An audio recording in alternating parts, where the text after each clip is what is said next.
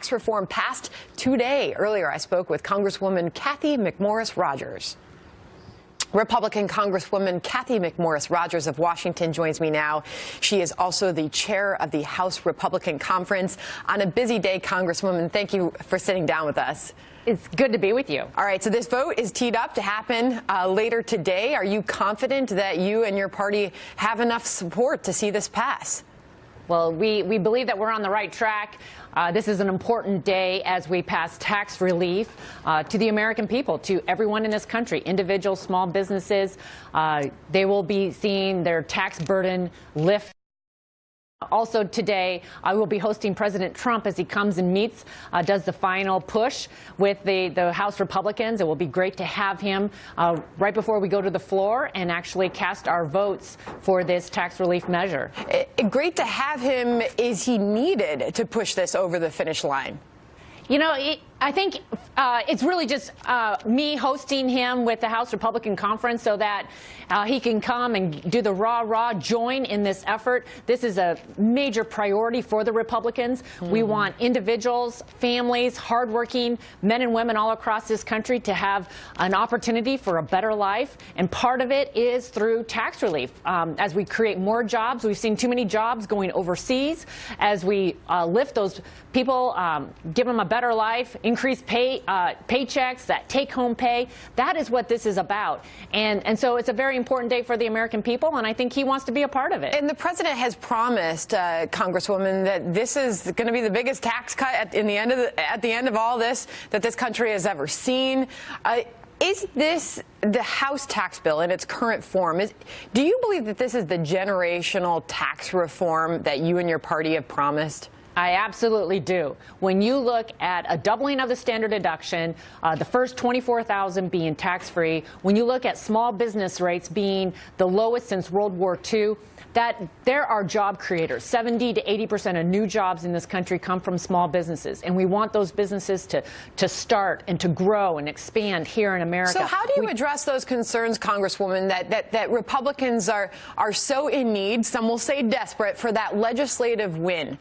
That at this point, you're willing to pass whatever you guys have put together at this point. You're willing to just vote for it, get it through, because your party is in jeopardy, and that win is needed so badly. How do you respond to that? People need to look at the plan. They can go to fairandsimple.gop. They can join us via text messaging if they would like. All they have to do is text tax reform to 50589. Look at the details. This is a plan that we've been working on for months, actually years, as a once in a generation. It's been 31 years since America has had tax reform, and the burden that's on families, on hardworking individuals and families, this is a plan that we've worked on for a long time. We have a framework agreement between the House, the Senate, and the President, and we are excited to push this across the finish line. Right. And we want to, and that's why there's the support for it. And as far as there being bipartisan support, House Minority Whip Steny Hoyer yesterday predicted that not a single Democrat's going to vote for this package. They believe it's not the best bill for this country. Republicans can only lose 22 GOP votes.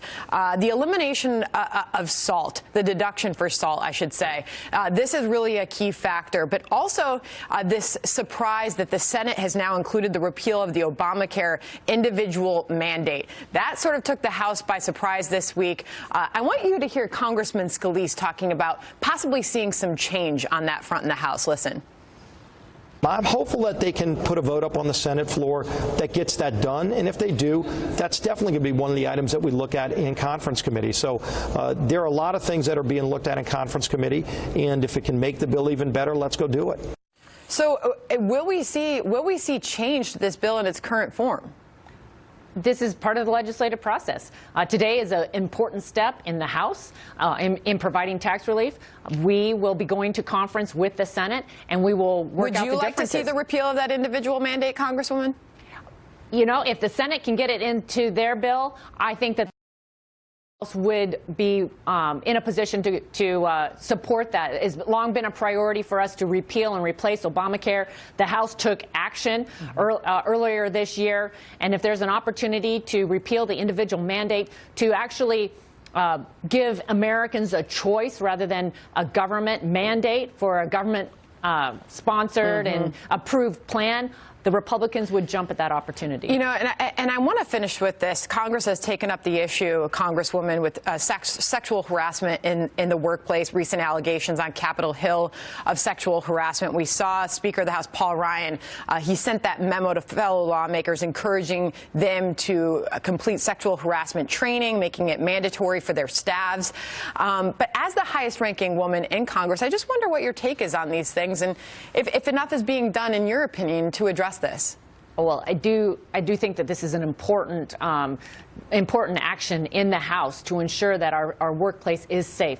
And part of it is education, but there is no room for sexual harassment in the workplace. And this is part of it is making sure that people understand what is appropriate behavior or not. But the other part of it is making sure that victims have the support and the resources that they need also. So this is an important leadership that we are taking in the House to provide that safe workplace, and I'm pleased to see it happen. And the Senate taking measures as well. I know you have a busy day ahead of you. You're meeting with the president. You've got that vote later this afternoon. So thank you for sitting down with us, Congresswoman.